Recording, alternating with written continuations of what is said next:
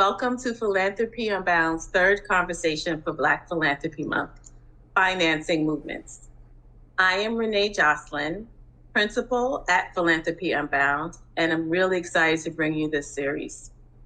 I hope you joined us for our first two conversations on building infrastructure and how to avoid competition for funding, especially with our initiatives for our girls and our boys. With this third discussion, I really want to talk about how we fund all of the work and how we can make that happen maybe in a different way than we're used to. And it might be uncomfortable, but it's something that needs to happen. And we all know it needs to happen. So let's start this conversation. First, before we start, I want to thank the DJ for helping us to shake off everything that happened before this moment so we can stay focused. And second, I want to give my appreciation to my advisors who really helped me to pull together the entire series. Yvonne Moore, Ema Gordon-Reed, Seytu Jamel Hart, George Suttles, Marcus Littles. I really, really appreciate you and your service. I know I was a handful at times, but you stuck in there with me, and I so appreciate you. Just like the first two conversations, we're going to start with a wellness moment that is going to be facilitated by our partner organization, BEAM, which is Black Emotional and Mental Health Collective. It will be just a few moments, and again, just to help us to get centered and ready for the conversation. Then we will be joined by our moderator, Patricia McDonald, the co-founder of Sister Circle Fund, and she will bring in the rest of the panel as well. If the last two conversations were any indication, hopefully we will be led into a deep conversation about how we can fund our work. So I'm really excited for you to add your comments and your questions in the chat box so that we can feed those to the moderator so we can get everything that you want to say out to the panel. So first, the wellness moment, and then you'll see Patricia and the rest of the panel. Thank you so much, and I will join you in the chat.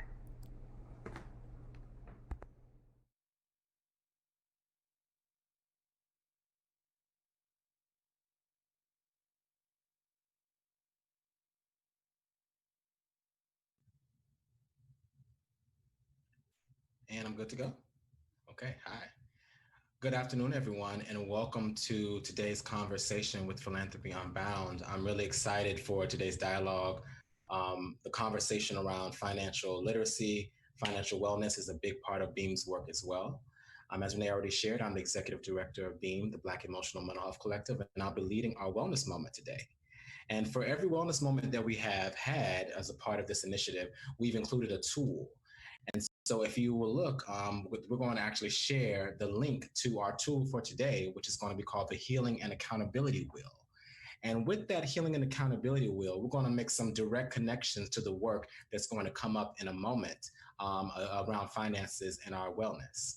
Now, so I'll give you a second to let that link be shared, and I'm going to check and make sure it's been shared to you all so you all can get that. And open up that link, and I'm going to explain the wheel to you. And we're going to talk about some connections to this piece, but also the history of this tool, right?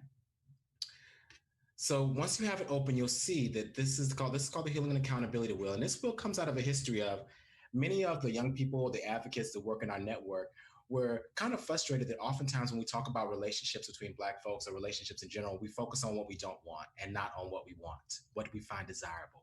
What do we want to cultivate in our communities? What do healing and loving and centered relationships look like? And so out of those conversations came this really powerful tool that many folks felt was a good guide for them to sense about what feels good in my body, how do I am able to ascertain when I'm in a relationship dynamic that is honoring my boundaries, etc.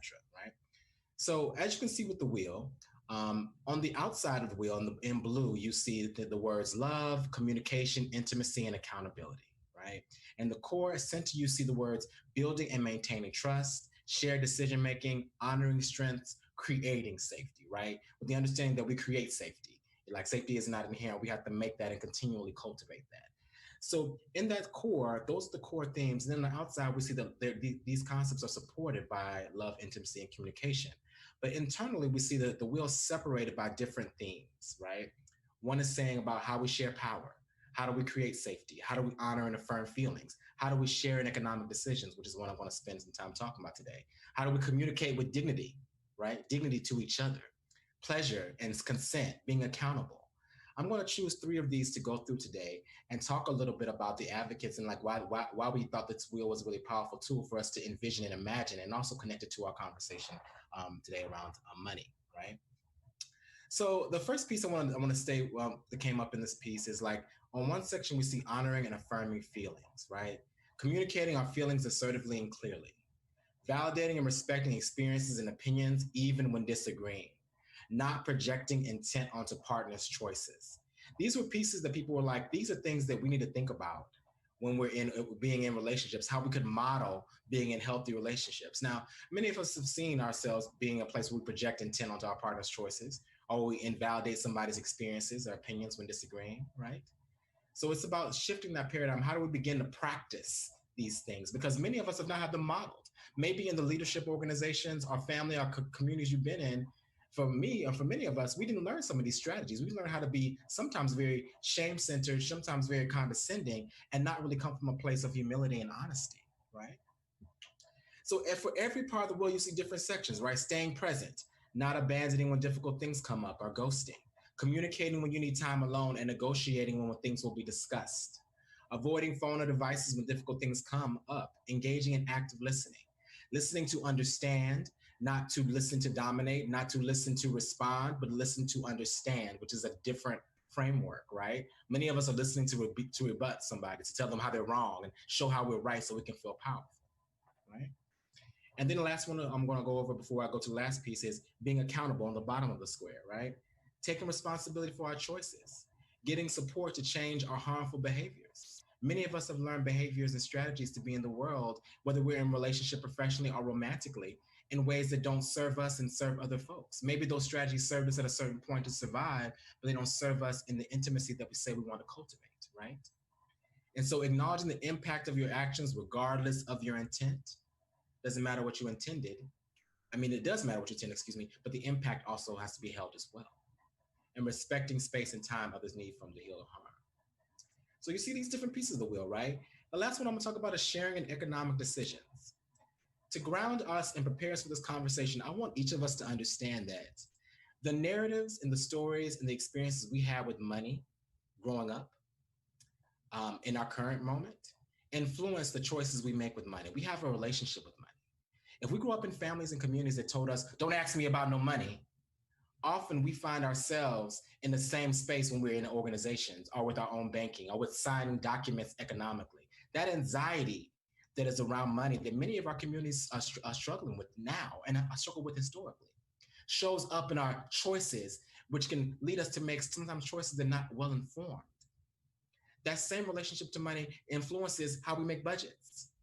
It influences how we pay people and how we think people are not worthy of being paid or ourselves are not worthy of being paid.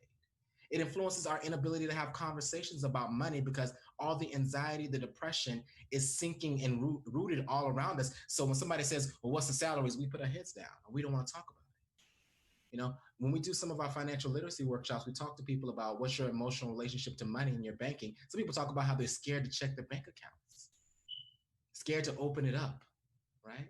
So financial trauma is a critical part of this conversation, and how we're able to share in economic decisions that you see on the left part of this wheel is deeply influenced by what narratives we learned about money, how it shows up in our relationship to money now, and how those unprocessed feelings can carry us into very toxic and harmful practices. Well, we can't be honest about our finances because we never saw that model. We saw secrecy, we saw dishonesty, we saw shame.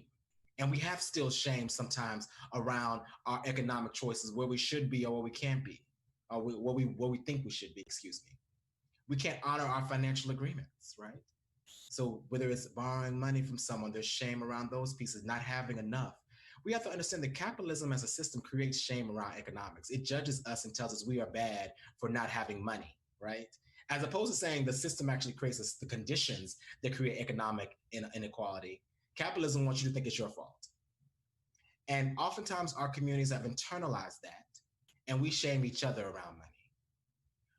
In this conversation today, thinking about this healing and accountability wheel, thinking about how we can model a new world, I want to encourage everybody present to listen and think. One, summarizing, right? What did I learn about money growing up, and how does that influence my relationship to money today? What is my relationship to money? Is it rooted in anxiety? Does it bring up depression? Does it bring up sadness? Am I in honesty and integrity with my economics? And how does that show up in my leadership, in the scarcity that it carries me into developing budgets and to paying people, sometimes poorly or too much or not enough? How does it influence my choices? And what needs to heal to transform our financial reality? Because there will be no transformation of financial systems. There will be no transformation of nonprofits and organizations until we go to the heart and the core of the fear, the trauma, and the shame that leads us to make the choices we do. All right. And so I'm going to offer this tool. This tool is available to you, but as well, you can go to our website, www.beam.community, to find other tools that will also share with you different pieces about how we can relate to not only our financial wellness, but our emotional wellness. And there's also a blank version of this wheel and an activity guide that you can do with your family or maybe with your organization to begin to explore your your emotional relationship to the economics and how that guides how you move in the world, but also other aspects of your relationships and how that shows up. And not necessarily going off of what you've been taught to do and what you've seen, but wondering what can you model to become? What can you imagine? All right. And so with that, that is our wellness moment for today. Thank you all so much. And I'm looking forward to continuing this conversation.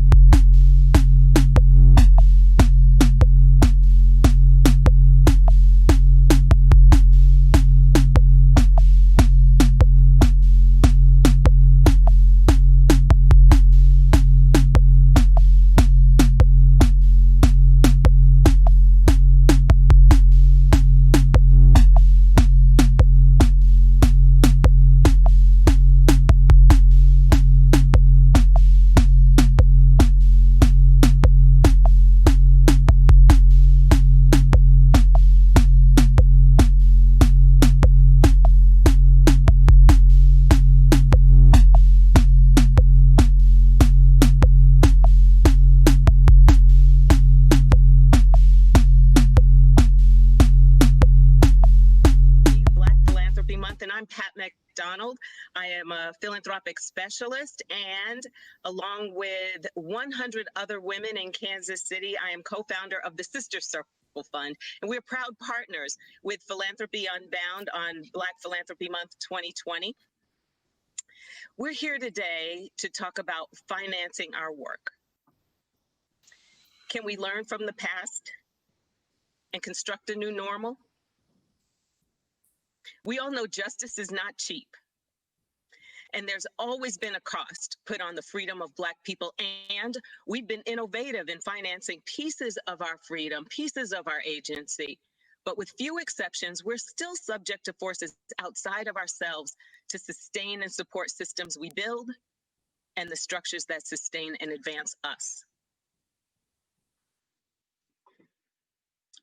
What can we learn from our Black funding and financial institutions that have succeeded and those that were not sustainable? How can we build financial independence into philanthropy models that support Black communities? Today, we will hear from 4 specialists in their fields who know far more than a thing or two, because like each of you listening, they have seen, weathered, and moved more than a thing or two.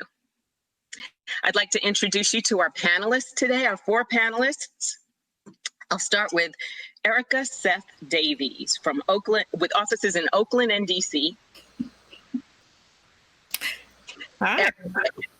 Thank you so much for being here and for having me. I'm Erica Seth Davies, founder of the Racial Equity Asset Lab, The Real, and a social entrepreneur in residence with Common Future, as well as a fellow equitable access to capital markets within the Beck Center for Social Impact and Innovation at Georgetown University. The Real is an enterprise that looks to bring justice to capital. So my focus with that work is on the intersection between racial equity, racial justice, and impact investing. And so that's through networking, through data and research collection, advancing strategies that are out here working, doing innovative strategies for a new economy, and education. So thank you so much. Thank you, Erica. Thank you, thank you. Thank you for being here.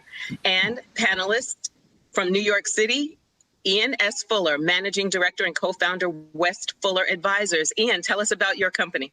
Sure thing. Thanks so much, Pat. Good afternoon, everyone. I'm Ian Fuller, one of the co-founders and leads at West Fuller Advisors. We're a Black and women-owned wealth management and investment asset management firm, progressively oriented. By night, I'm a moonlighter in a number of different social justice organizations, but I think perhaps most relevant to the work today, I sit on the board as the treasurer of Color of Change. So looking forward to this conversation. Thanks so much, Pat. Thanks for joining us. Thank you, thank you. And from Pittsburgh, Pennsylvania, panelist Karis M. Jackson with the Poise Foundation. Good afternoon. Thank you, Pat. Good afternoon, everyone. It's a pleasure to be here with you. As Pat said, my name is Karis Jackson, and I am the Chief Operating Officer at Poise Foundation. And Poise Foundation is a Black community foundation, and our mission is to assist the Black community in achieving self-sustaining practices through strategic leadership, collective giving, grant making, and advocacy. We are comprised of a little under 200 funds that provide grants and scholarships in the Pittsburgh region as well as across the country. One unique thing about me right now is I'm currently a seminary student at Pittsburgh Theological Seminary, and I am studying the intersection of faith and justice. So I bring that lens to my work. Again, I'm excited to be here with you this afternoon. Yeah, we know you all do great work there.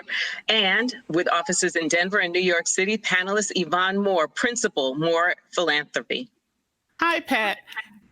So, Karis, I can't wait to talk more about that, faith and justice. Sorry to get off, but so Moore Philanthropy is a private advisory firm focused on helping connect innovative problem solvers with donors of wealth and means. And we recently launched an exempt arm called More Impact.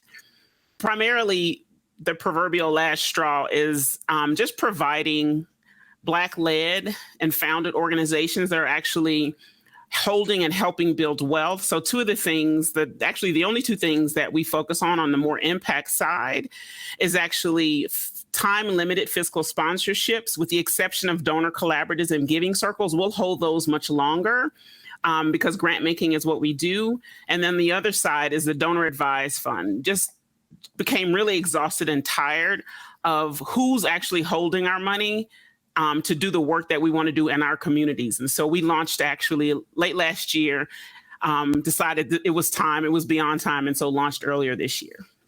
Yeah, and I know you do a lot of international work as well. We do quite a bit of international work. It's actually one of the things we have an expertise in, and as well as family dynamics. We do a lot of work on the continent of Africa. Again, really got tired of people saying they couldn't find African social entrepreneurs And yeah, like they're there. You just have to want to go and look. And so I'll remove the excuse for not funding them directly, and then we can go from there. So thank you, Pat, for bringing that up. You bet, you bet. So registrants, attendees with this powerhouse panel, I'm not going to say sit back, sit forward and get ready for some next level conversation. So let's get this party started. Let's start with the American racial and economic justice aperture. As advisors to philanthropic institutions and philanthropic individuals in your own right, what are some of the most exciting trends or concepts you're seeing with promise to build and expand the racial justice aperture of our philanthropic institutions and our financial systems? Ian, I'm going to send this one to you. Sure thing.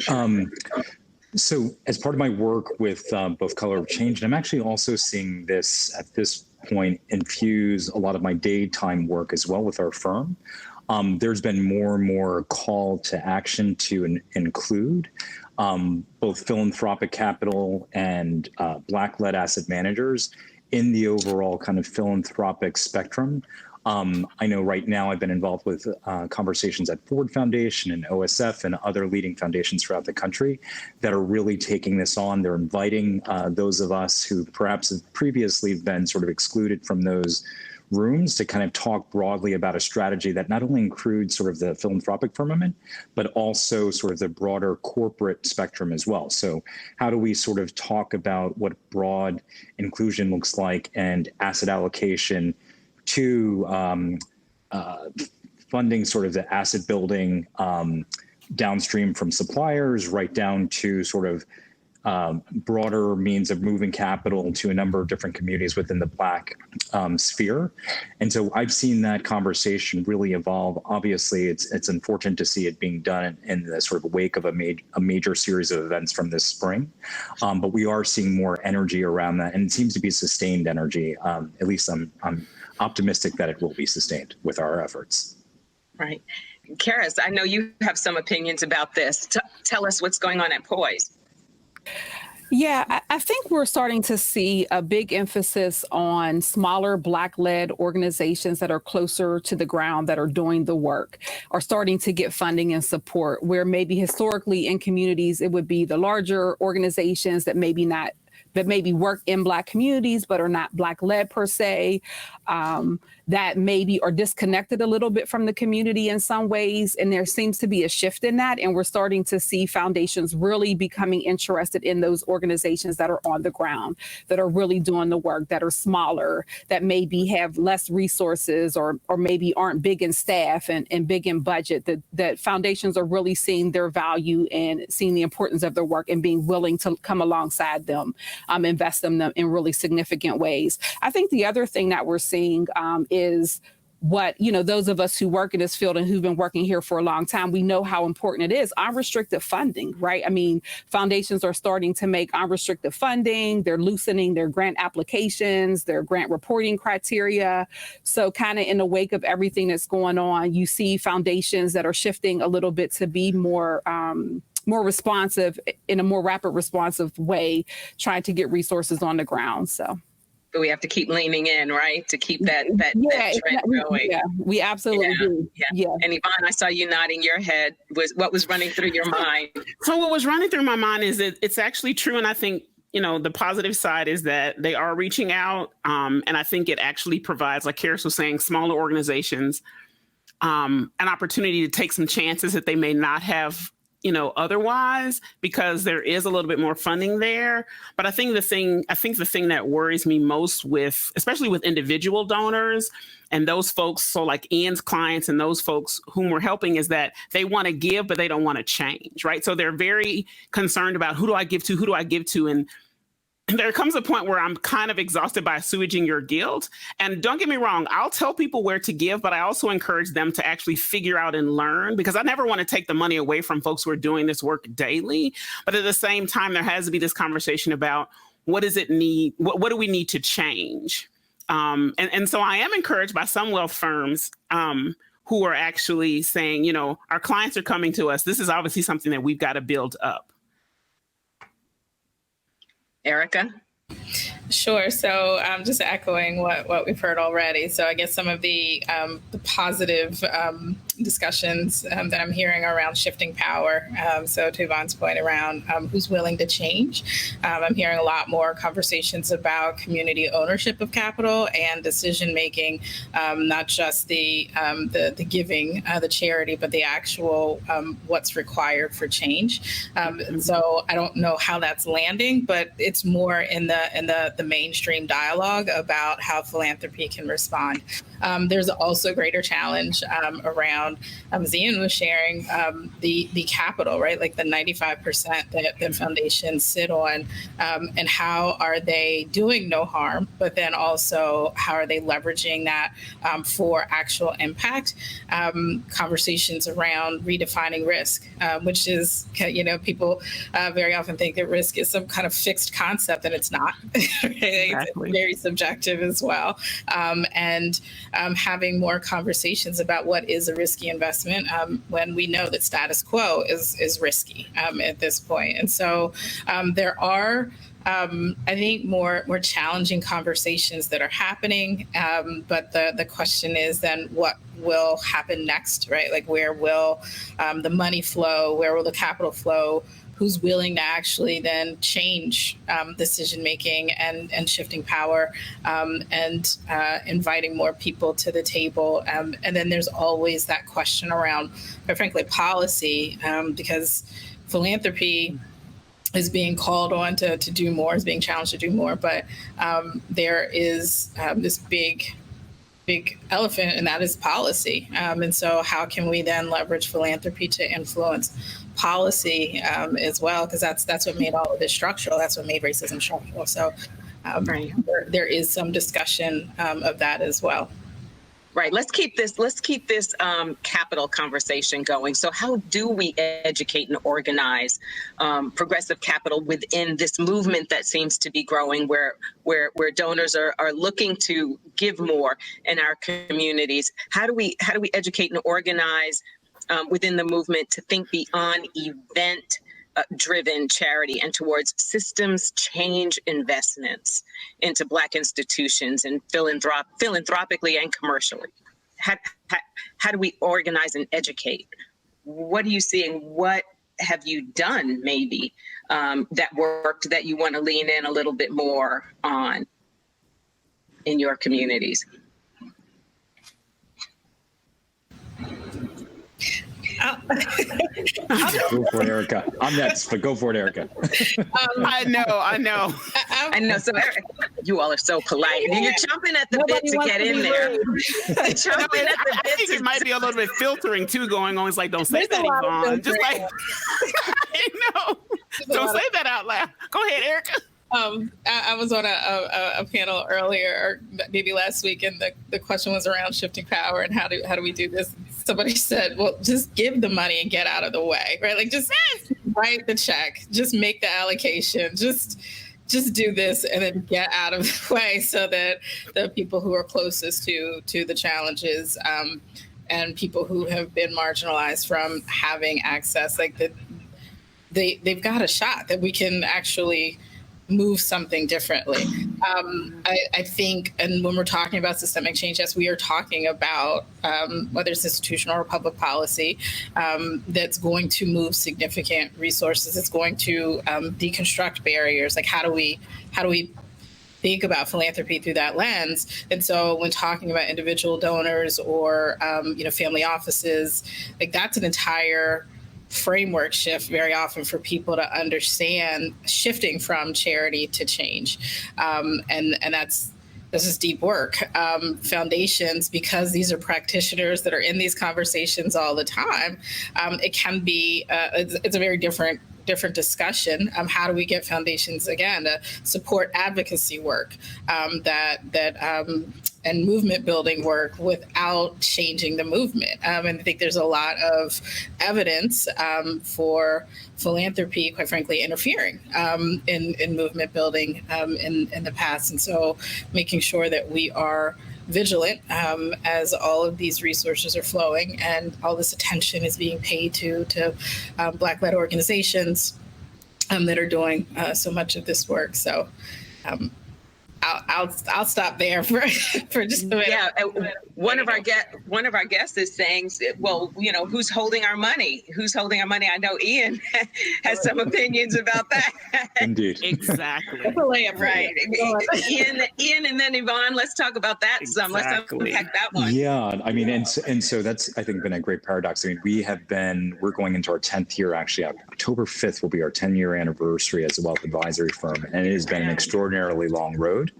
And I see so many of my Black-led colleagues in the asset management financial services space really struggling to sort of go to the next level, right? So we've been modestly successful, manage about 250 million in overall capital, which is at a reasonable, credible size, but it's taken 10-long years of sweat and tears and everything else to get here. And what I've noted for the longest period, and I think this is true of Black organizations, Black commercial enterprises, where we are without sort of the field building that is necessary, right? I think as Rashad Robinson, Color of Change, has long called it, is the lack of investment in infrastructure, right? And I think that spreads both to Black-led businesses, to Black-led philanthropic organizations, to grassroots organizations, where we have been left without both the capital, the technical assistance, and really the belief in our ability to achieve.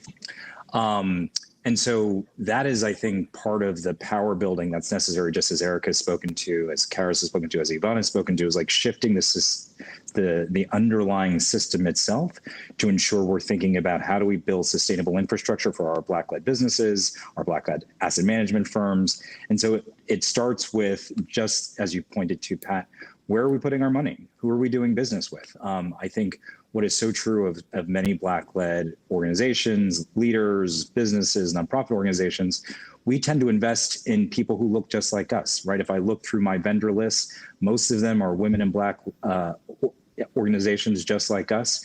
We are deeply philanthropic as an organization. When I speak to many of my other friends who are running Black-led asset management firms or financial service firms, we do that because that's part of our culture, right? Mm-hmm. And so we're investing in that. We're watching, I'm going to steal this from Republicans, because we are seeing a trickle down effect, right? A multiplier impact of our capital in ways that I believe begins to truly shift systems. And so these investments do that, right? And I think that's the power of that change. But we need to begin mobilizing capital to make that continue to happen. I think, there's so many things right there, but I won't try to tackle them all. But, when Erica was talking, I was thinking about, progressive change, because sadly, progressive folks in the white-led space are usually the ones that are in the way. And it's actually super frustrating. And in philanthropy, I was talking to a colleague who was having a conversation about, we were talking about the Proud Boys, and we were talking about this foundation that I sit on the board of, and we're actually trying to do research and figure out the white supremacy model, right? And what's actually happening and how it's fitting into philanthropy. And she said that she was having this conversation, the director of the foundation was having this conversation with another colleague in philanthropy, and they literally wanted to, can we call it something else? Do we have to call it white supremacy? No, actually, this is something you can't change the name of. You have to deal with the fact that we are set up as a white supremacist model. And the challenging part and the frustrating part is that folks of color have actually, which is what happens, right? You try to navigate this system. We too are actually exhibiting the same white supremacist behaviors that white folks are.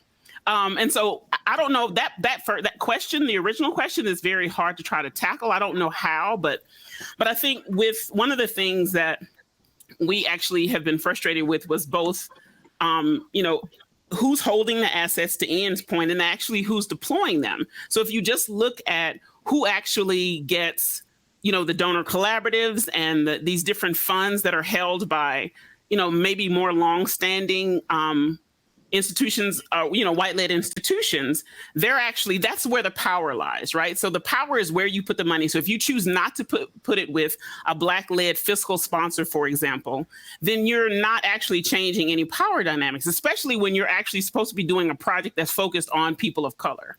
Like the irony there. And then the bigger irony is that a colleague at a larger foundation asks me, actually, how many Black-led fiscal sponsors are there? And I'm like, you actually fund in this area. Why don't you actually know, is what I'm thinking in my head. Obviously, that's not what I said out loud. But I'm thinking to myself, because there's been no field building. What did you expect, right? I can't, the amount of my own money that I've pumped in to building more philanthropy and more impact is actually frightening when I think about my retirement. So there is no field building. And then in this moment, sadly, is when they're concerned that there's nothing to be done. Or why aren't there other folks? Why can't we? Yeah, everybody that wants to give to Black organizations now wants to find someone Black-led. Well, there you go. And now we have it. So our audience that was a lot, sorry. is doing this to everything you all are saying, because we have a comment here. Can we call it something else? How about you do something else? Yes, exactly. Don't rename it. So you're getting the hands up from our guest here today. Karis, yes, absolutely. Jump in with and boys, of course, Boys Community Foundation. I know you've got thoughts on this.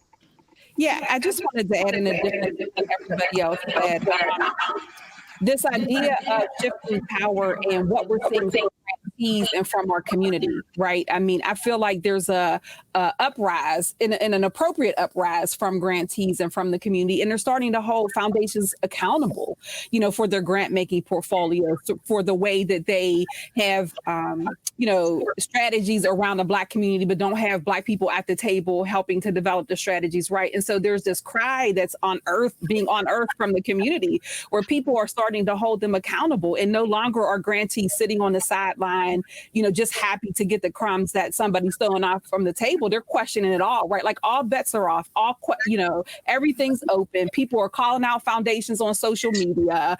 Grantees are, putting people's names of program officers that are not, following through and doing what they're supposed to do. So we're really starting to see the emergence and an upcry from the community in a way that I haven't seen within my 10 years in philanthropy. And it's really exciting because they're demanding accountability, and they're putting spotlights on foundations, and they're saying, look, if you want to do investments in our community, this is how you have to do it. And you can't do anything for us without us. And so that's been really encouraging to see.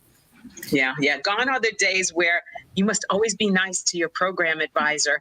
To your program manager. Those days are gone. People are coming for it, right? I would say, and to that point, Karis, it's across the full range of capital, the full spectrum. It's not just talking about the grant dollars anymore. It is grants all the way to market rate return.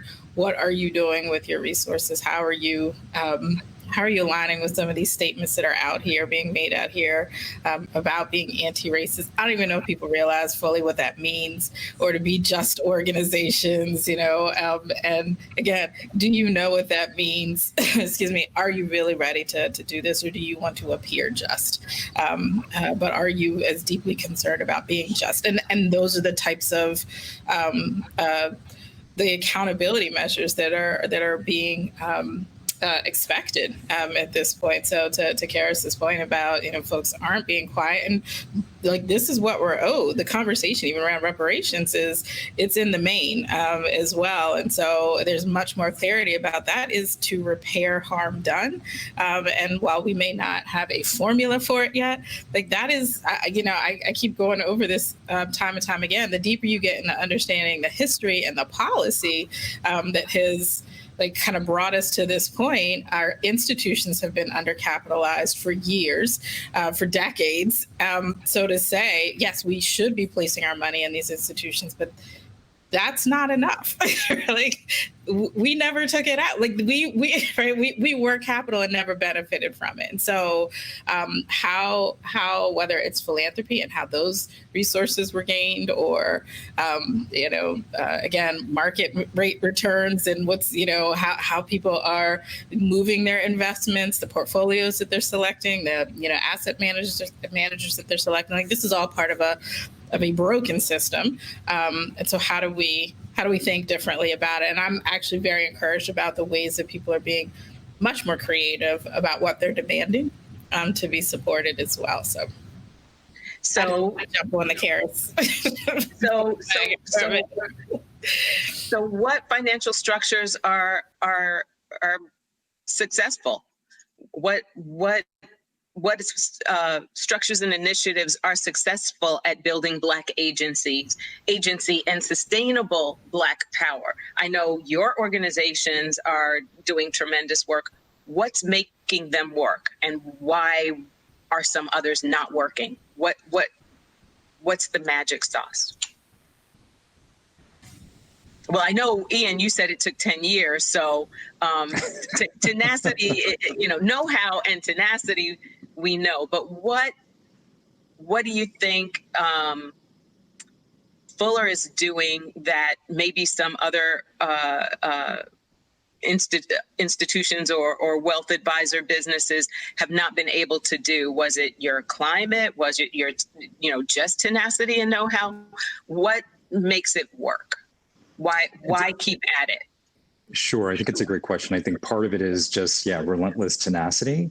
But I think perhaps the undergirding part that I think gives us hope is a sense of like a vision, a sense of what we have not reached our potential. And yet there's this broader vision beyond us that can have this much more significant impact throughout the broader universe, not only for our clients, but the young graphic designer who's a Black run business that we decide to hire, or the suite of 10 asset managers that we decide to invest in that have gone through the sort of the long toil of trying to raise capital, and being open to that, right? Being open to shift systems in a way and open to those conversations that allow for community asset building, community ownership of assets, and being involved deeply within the community. I think those are the things that have like kept us, my partners, myself, I'm very connected to this work. I think when I first started in this business, I said very clearly to myself, I don't want to separate like my philanthropic, civic-minded self from my business-minded self. And I think that's true for many Black folks, right? We want to live like an integrated life. We don't want to get to the point of like code switching, right? I did that early on in my career.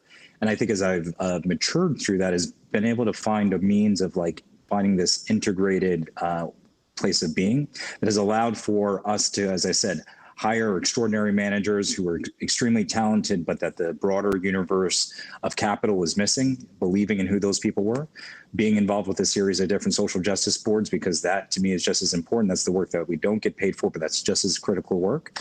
And it is that vision for like, there is a better way to do this, right? There's a better system that we need to design and be a part of.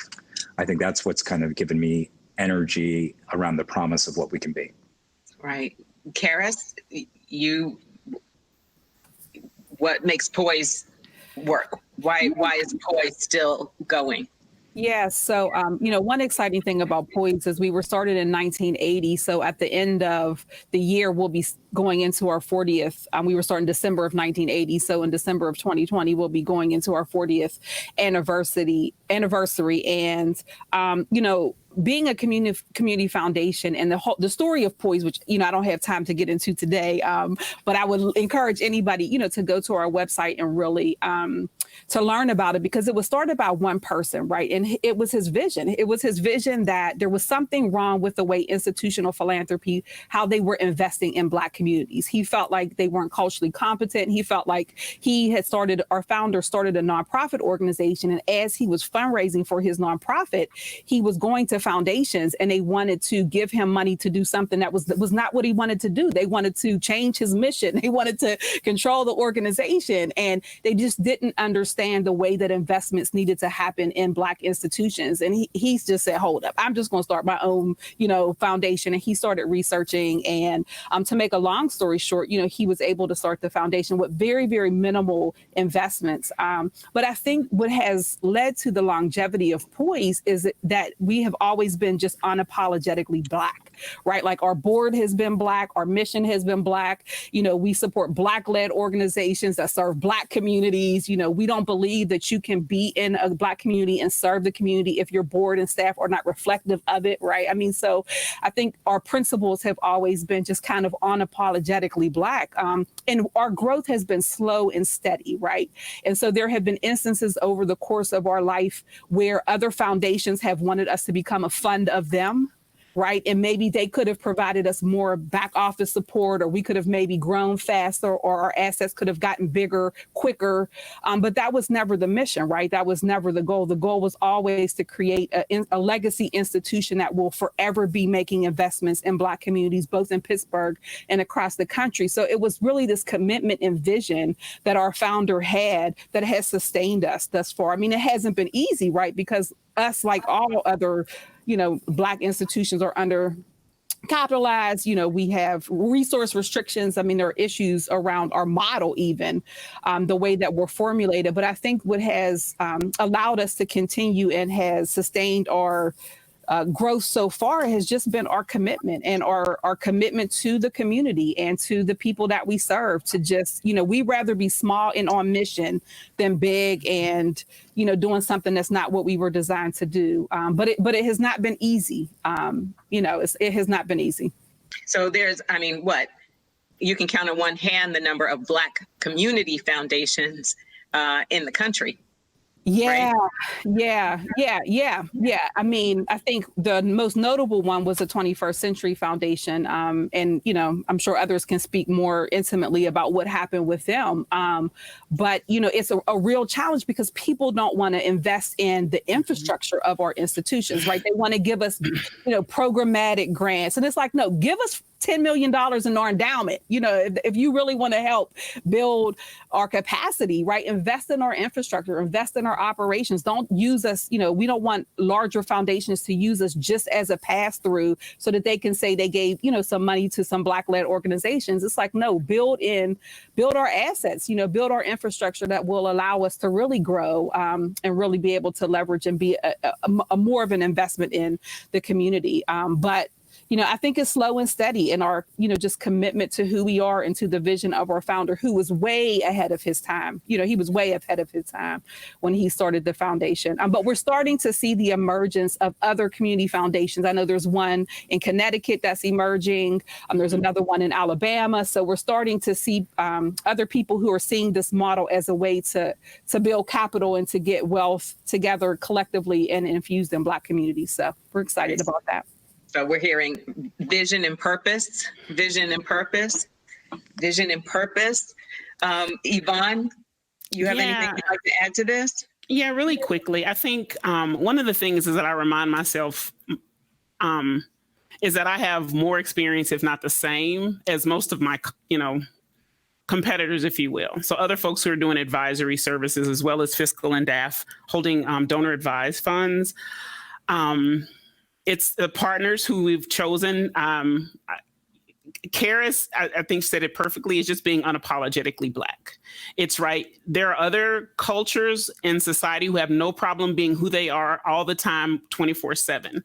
And I think that sometimes we want to do a little bit too much compromise, and who we choose to manage our assets and who we choose to bank with, who we choose for our boards, who we choose just as vendors. And it's super frustrating. And I think one of the things that, and I was not anxious at all to start a nonprofit organization or exempt entity, but I could not, because it's work, right? It's work.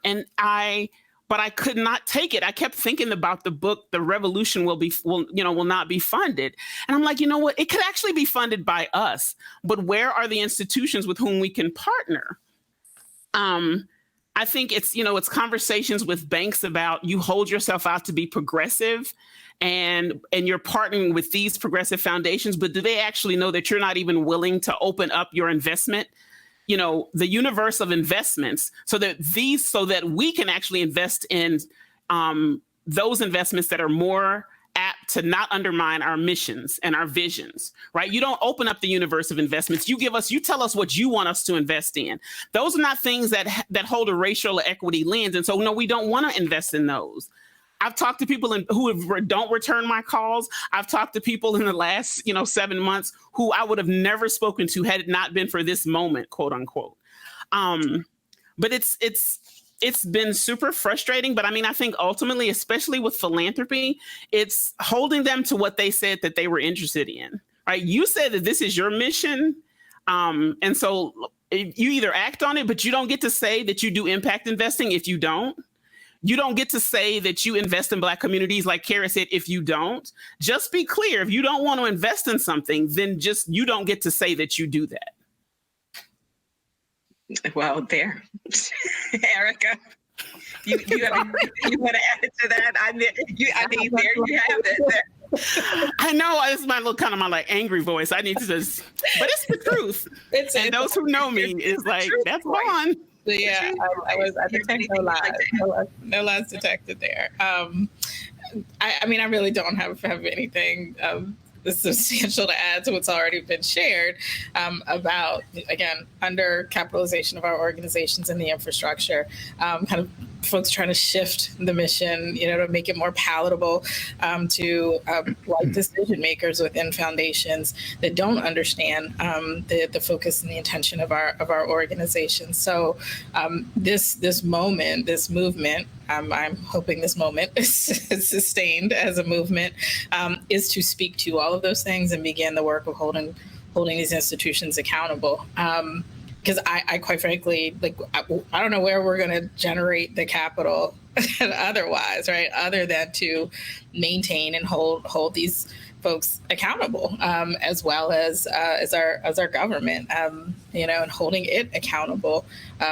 for race-informed policy, right? Like I keep talking about, PPP loans and how that came out without a race lens, and all of this was predictable. Like all of the shocks to the system that were going to be felt deeper by entrepreneurs of color and Black-owned small businesses, that was entirely predictable. And the ways in which philanthropy moves its resources, it must be race informed. Like you can't do this work any other way. And so using this moment to hold tight to that, I think leading with values, which is, back to what everyone has been saying around purpose and vision, is incredibly important. Like I didn't start this work because I ever thought I was going to get wealthy in any way, shape, or form. And I'm waiting for the windfall. But I sincerely believe in improving the material conditions of Black people, and that is what guides the work that I do. And so, and I think that's what you're hearing from everyone as well on the call. That said, everyone doesn't make it. Like all of our organizations don't make it. We've seen Black-owned asset management firms close in some, pretty significant numbers recently. The oldest Black-owned asset management firms are 37 years old. Like we can't afford to lose our firms. Kara's talked about the 21st Century Foundation. There was an ABC, Associated Black Charities in New York at one time. There was a national conference on Black philanthropy. Like there've been these efforts and these moments in organizations and enterprises in the past that are no longer with us, but they were definitely worthwhile to be supported. And, how do we, one, not forget that, not, even learn from the lessons of some of these organizations that are no longer around, and continue to build, right, and build stronger, what is it, bigger, better, faster, all that stuff. Like how do we use the resources and use this moment to demand what is needed in terms of infrastructure, in terms of operations, in terms of those that access to capital over the long term. And it's all of it, right? Like I don't even think it's the either or, it is all of it, right? So, yep, we need program dollars, and yep, we're going to take that endowment money, and yep, we're going to take the operating dollars, and yes, we're going to be focused on advocacy as well. Like we can't choose. There is no choice. It is all of it, all of the above. Right. Yep. All of the above. In a while, we'll move to questions from our guests, but we've talked about what philanthropic institutions, what foundations rather can do to support Black-led nonprofits. Give the money and get out of the way and let us do what we know we need to do and what we do. How can the philanthropic community, the foundation community, support Black-led business? What can we do there? What can happen there? Any ideas? Anybody want to talk to that? I know we've got right now, there's all the opportunity zones, and we know a lot of times with those, we're not at the table when those are coming together. So people move into our communities.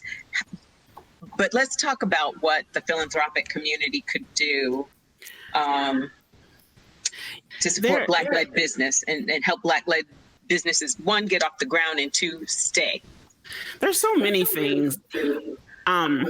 Erica actually began this. I'm sorry, I'm echoing. Erica actually began this conversation when she talked about foundations not using all of their wealth, right?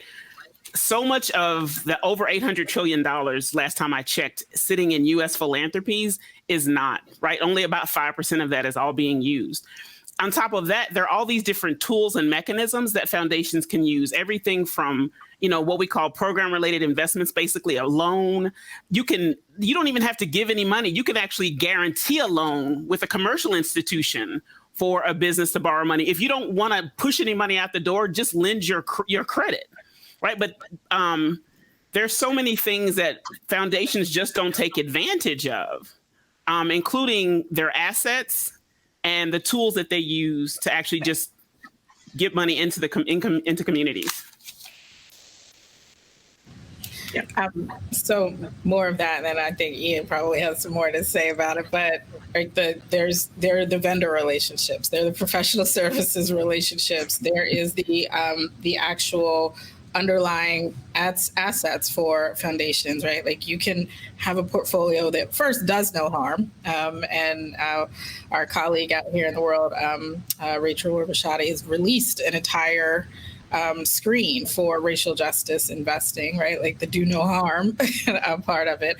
So then there is the what can we be investing in that's going to advance opportunity. And so whether you're using grant dollars to support funds for entrepreneurs of color or funding ecosystems, Black-led ecosystems that support small businesses, as well as direct investments.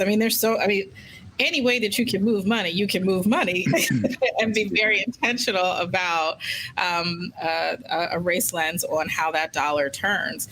And if there is no immediate way of moving it, then find out why and resolve that, right? So I think we're not asking enough questions, making sure people are at the table. And if they're not at the table, why not? and again, resolving for that. But that's just my little bit of thinking on it. So Ian, I see you nodding. No, I'm nodding. Yeah, wholeheartedly here. I mean, just doubling down on exactly what you're saying. It's the full spectrum of operations of an organization, right? And I think just as Eric has been pointing to, incorporating a racial justice, racial equity lens in all the work, right? So it's the vendors, it's who are we getting for catering? Who do we have as a graphic designer? Who's doing our web design? Who are professional services firms? Are they asset managers? Are they Black lawyers? We have the entire suite of capabilities that exist within our community, but they need to be used, right? They need to be sort of allocated towards, and it has to be very intentional in that action, right? So there's obviously the programmatic dollars that can move towards Black-led organizations. There is sort of the endowment capital that can be moved more deliberately, both in the impact spectrum, but also right down to the sort of the asset managers, Black asset managers who exist within the sort of the capital market side, right? Public equities, public fixed income. And there are out there, they have great track records. We exist, we've done well. I would argue in some instances, we've done better than our peers, right? And so I think it does require sort of this holistic view very succinctly around how are we mobilizing our assets, our operating assets into Black-led institutions, Black-led entrepreneurs, Black-led businesses. And it can be done. It can be done. To that point around it can be done. And I appreciate your humility, Ian, but that's been proven over and over again, right? that Black-led. No, you're right. There's data to support it. Absolutely. There's plenty of data out here to support the performance. Right. And there's also data to support the implicit bias prevents those decisions from being made as well. Right. But what I would, I just lost my train of thought. But I was wanting to point out the performance concern and question. But then there's also ensuring that we're working within the networks that do exist as well for some of this work. So it's the associations and the affinity spaces where our organizations and our enterprises are showing up, right? So that's the National Association of Investment Companies. That's National Association of Securities Professionals. That's Black accountants and Black, right? So making sure that they're part of these. Yeah, keep laying them out there. Let our audience hear these right, like that. Those entities are are being invited into these spaces, that they are seen as resources because they are, and that they are on the agendas for these conferences and these convenings that are so frequent in the field, but making sure that they are just a stone's throw away, because that's the most direct connection to starting to find some of these networks and these opportunities as well. Thank you all for that conversation. All right. So before we move to questions, what's your one big idea for the sort of philanthropy and capitalism needed to fund Black institutions working to support Black prosperity and community wellness? Your one big idea for the support of philanthropy and capitalism needed to fund Black institutions working to support Black prosperity and community wellness. Like the one big idea that like when you sit back and think about it, you're like, if I say this aloud, people are going to think I'm crazy, like the big what if, the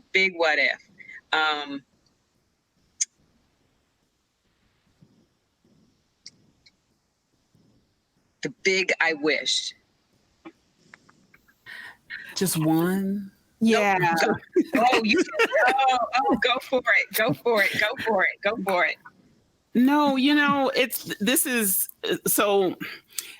seems, and this is actually, so when I say philanthropy, I mean all types of philanthropy, right? And for me, impact investing sits in that because it's not a for market return tool, right? It's a tool that's actually supposed to give back to community, although it's been kind of taken over by the market space. Right. Yvonne, one moment here. So just in case, with 200 people watching online, for those who might not know what impact investing is, can you put it in a teaspoon?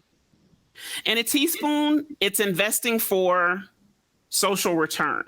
It's investing for the benefit of the world. It's not investing simply for market returns. Now, Ian or Erica might have a better. No. A better, is that fair to?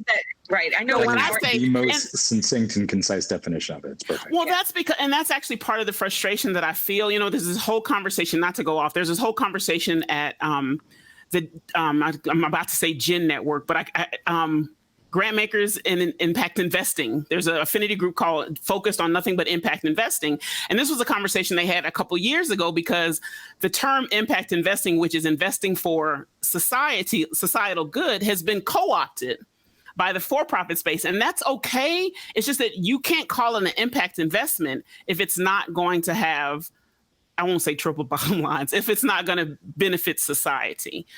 But I said all that because philanthropy, the definition of philanthropy is love of humankind. And there are people that I know working in philanthropy who don't even know the definition of philanthropy. And that scares me. So the big idea is just that people would understand how love is defined. Because if people actually acted in love, we would not be doing some of the foolishness that we do. General operating support would be a non-starter. It would be a non-conversation. Letting people, like Erica says, just give them the money and get out of the way.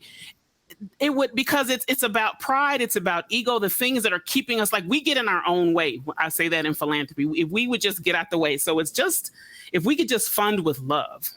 That's hokey, I know. But, that's my calm moment that I'll leave you all with. Well, I'll jump in. So I'd say we got to blow it up, right? I mean, so, I'm reminded of I was at a conference in South Africa, and the speaker was talking about how you can't do good work from flawed structures, right? I mean, so when I think of, I don't have the big idea, but I feel like that there's something inherently flawed around philanthropy. And we don't have the time to get into all of the problems with the structure of philanthropy, how all of these people have all of this money and how they made that money and how it's not really their money anyway. I mean, how much we as taxpayers subsidize the tax breaks that they get. So, I mean, that's for another conversation. But what I think about is how do we, this is a great opportunity for some innovation, right? For some creativity, for somebody to come along and think of another way for us to be able to do this work, right? I don't know that this structure of philanthropy, if it's really what it says it is, right? I mean, it's a facade. It's a, it's a, I don't know. So to me, it's like, how do we, if I could think of one thing, but I can't think of what that one thing is, I would blow this whole structure up and think of something new and creative that could really do what it is that we are trying to do, right? Like if it's really about the love of people, right? If it's really about getting dollars in communities, this whole tax shelter where you can sit by and stick money in a DAF for in perpetuity. And then sometimes other people have to give out 5%, maybe. I mean, all of it, this tax shelter that we've created for the rich that we're calling, philanthropy. Like there's just something wrong with the whole thing. So I don't really have a good solution, but maybe one of the people that are watching, they know what it is. If we just blew it all up and came up with something new and creative that could really be impactful and help our communities in a significant way. I like it. I like it. On the Karis Jackson train. I was gonna say I like it. I'm good with that. We're in for a reckoning as it is, so I recognize, right? Like when a system is crumbling, new ones have to take its place, right? And I think we're sort of those weavers, the folks that are bridging the gap between the old and the new, and I'm excited about what that new might be. But that is my big idea. Like the whole thing is flawed. So acknowledging that and how quickly can we move to something else, right? Like something else entirely, is that puts the resources in the hands of people, right, who are closest to our challenges, and have been doing the work, and should have control of their own resources. So again, not a big idea, and it's been said plenty of times by a number of our colleagues in the field. But yeah, that's kind of where I sit right now as well. Ian, what are you thinking? Yeah, I'm thinking I'm of two minds, in fact. So one is, just the building on ideas from my friend Stephen DeBerry, who's an impact investor out on the West Coast. I'm sure some of y'all probably know him. And another friend of mine, Keith Mestrick, who's the CEO of Amalgamated Bank, the nation's first public socially responsible bank. And this concept of organized money, right? Of like thinking through what could a $1 trillion organized movement for Black capital look like. And I think that Black capital also bridges the span of philanthropy as well. And this sense of like, how do we consolidate Black capital in ways that allow us to fund our movements, allow us to fund our businesses, allow us to fund a future? And yet I have a tension with that as well, because I spent this spring reading Mehrsa Baradaran's book, Color of Money, if any of y'all have read it. And she talks about it's really about the demise of Black financial institutions. It is an extraordinary book. It was like mind-blowing for me.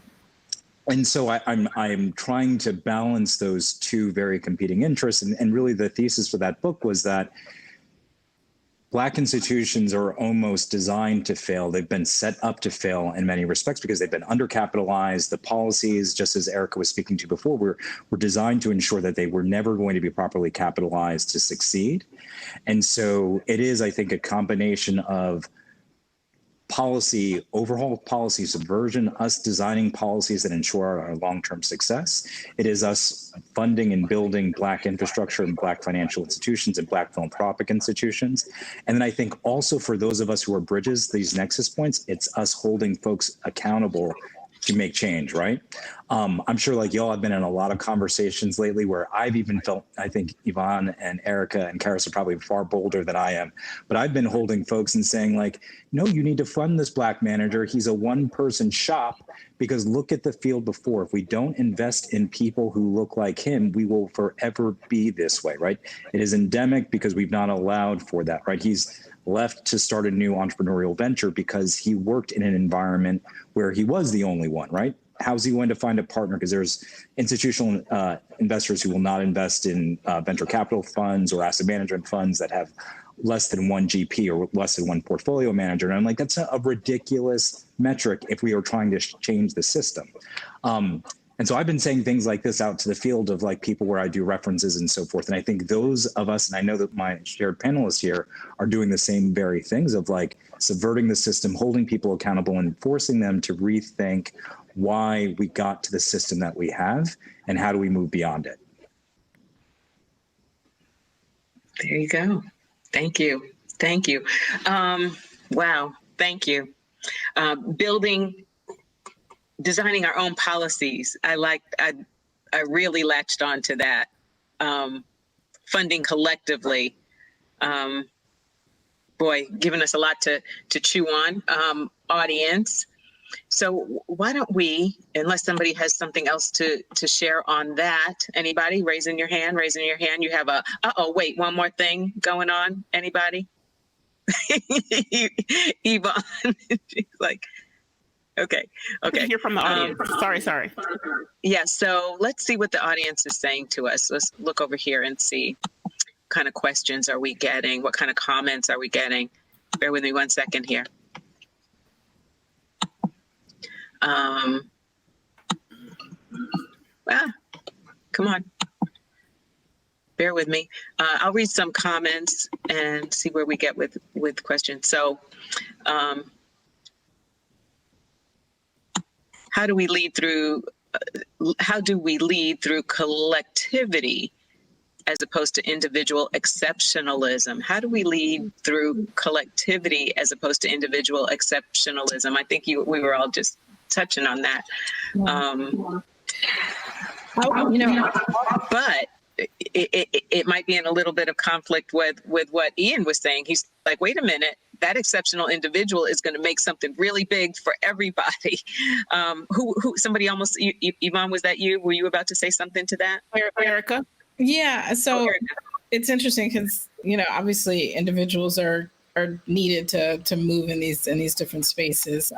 But everybody doesn't have a shared point of view. We know Black people are not a monolith. And so what are the other ways of ensuring that sort of a collective approach? But there was also another question about speaking up and what happens when entrepreneurs speak up or social entrepreneurs running nonprofits speak up about some of these issues. I remember maybe a month ago seeing an Emerging Manager Monthly, which is a magazine or a publication that focuses on diverse managers. And it was the first time that I saw a number of Black firms speaking to systemic racism, right? Because you will not get right your next client if you talk about those issues. And I was really pleased and proud of the platform for kind of pulling that together. And I say all of that to say that there are spaces that we do have to invest in that give us cover. It is those affinity spaces, like in philanthropy, like the app fees of the world, and the NASP and the NAIC and those different types of organizations that can collectively speak to the issues and the concerns that when we're involved, we can develop shared platforms, right? Like what should the policy be? I know the people of color affinity groups and financial services just testified before the SEC to demand or to request data, right? Like the asset management industry, for example, there are new requirements around reporting diversity data. Like we have a sense of how white that industry is, but what is the actual required data tell us? And there is no requirement around that right now. And so like they came together to do that, right? Like that's the start of a platform, and how do we shift policy differently? And so I think being involved in and having those advocacy agendas, part of everything that we do is what is crucial. It gives cover, right, for some of the things that individuals cannot say. And so I am increasingly supportive of those types of organizations. And again, making sure advocacy is always part of the agenda, whether it's within a regulating body or at a state or federal level, or, speaking out against or, challenging institutions on their own policies as well. So that, I think, is one way of working collectively and either supporting or holding folks accountable when they get in these roles and these positions as well. Thank you. Thank you. Anybody else? Yeah, I'll just jump in and add. When Ian was talking about the power of the collective, it really made me think about, community foundations in a sense that our power is in the collective pool of resources, in particular at Poise Foundation, where we tend to have donors who give smaller amounts. So it's not the individual donor per se that gives the power, it's the collective, right? It's like everybody bringing their $5, everybody bringing their $20 to a pooled fund and then being able to make impact in the community. And so there is power in the ways in which Black people come together. And I'm also thinking about like social capital, right? I mean, the ways in which we leverage our social capital to be able to support one another and to help one another in ways to be able to advance, whether it's, getting somebody else consideration for a job or, connecting people across, different platforms to be able to grow their business or to be able to get that grant or introduce somebody to a foundation. So I think there is something really important about the power of the collective, both from a resource perspective, whether it's money, but also from a social capital perspective, right? I mean, and the power of organizations like ABFI who bring people together and create these networks of people that can share their social capital to really advance our communities are really important. So. On that collective giving, I have to take this moment to give a shout out to the Sister Circle members in the audience. Yay, Sister Circle. They're about to next week give a $25,000 grant to one nonprofit, and that was just collected in a 3-month period. So shout out to Sister Circles in the house. It's powerful. Awesome. It's powerful. It is powerful, collective giving. Anybody else want to speak on this? I'm looking through the questions. Do we have more questions coming in? How do you see? I know you can see some of the questions with me. Yeah. Yeah. Did you want me to? Just pick the next one? Yeah. So someone asked the question: how can we change the culture and build fishers while still equitably giving fish to those who need it? Oftentimes, we both don't give enough and we don't build folks up. So I want to make sure I understood it correctly, is that they're saying, how do we both build the field and continue to fund our great organizations? Yes, that's how I read it. That's how I read it too. Okay. How do we build talent? How do we grow talent? Which is, not something that often happens at least in the community foundation world. So we would have to be intentional within our communities of getting that done. I don't know that person was necessarily speaking about community foundations, though. You actually made me think about a couple things. Is the universe of money, there's plenty of wealth to go around. So, right. So for just philanthropy in and of itself could build and give. It's a choice, right? Because the assets that they're holding, like Erica talked about this early on, is that all the money is not being utilized, right? So there's plenty. So we have to acknowledge that there's plenty. They have to acknowledge that there's plenty. No, IRS has never had a problem with foundations giving more than their 5%. The first foundation that I ran, we actually could have stopped giving gifts for like 5 years because we'd given way over the 5%. So no one's ever gotten in trouble for giving more than the 5%. So there's plenty to give. But you actually made me think about something, Pat, is actually not just the financial piece, but the nurturing, the mentoring, the coaching piece. And I've been having this conversation with a group of women of color. Coaching is traditionally traditional coaching is, again, a white man model. And so it's not often set up in a way that leads to success for folks of color.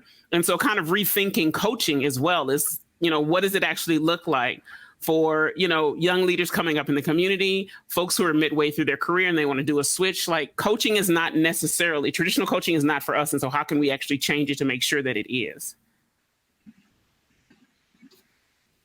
That's a good question. Anybody have ideas on that? I didn't mean to create another question.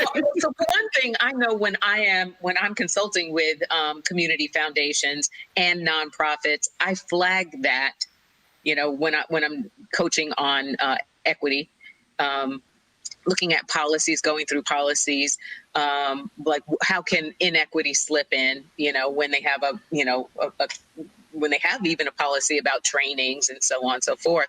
So I do actually flag these things. Who gets invited to the meeting, even if they don't have a role? Some people get invited to the meeting when they don't have a role. Those are opportunities for people to learn things and then shine in their next meeting because they learned something and can sound like they know what they're talking about in the next meeting.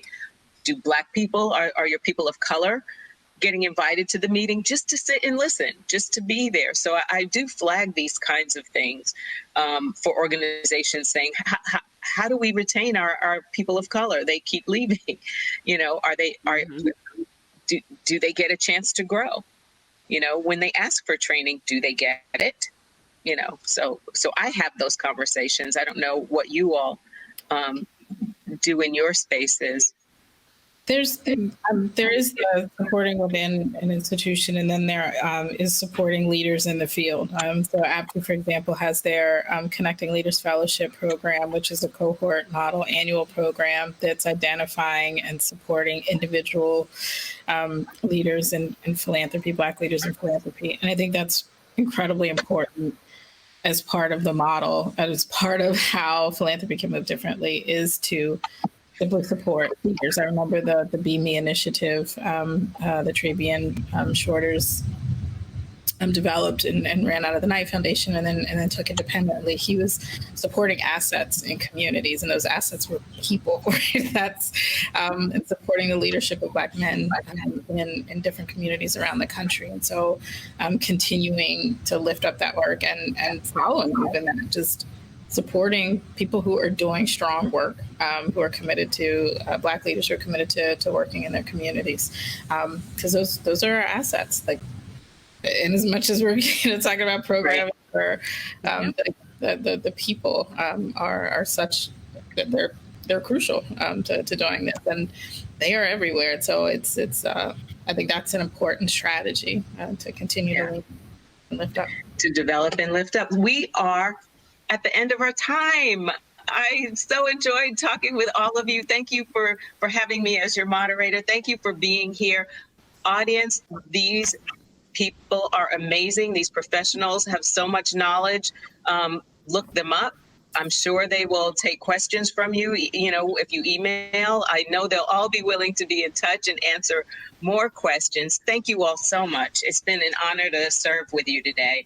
Happy Black Philanthropy Month. Thank you. Thanks, everyone. Take care. Yeah.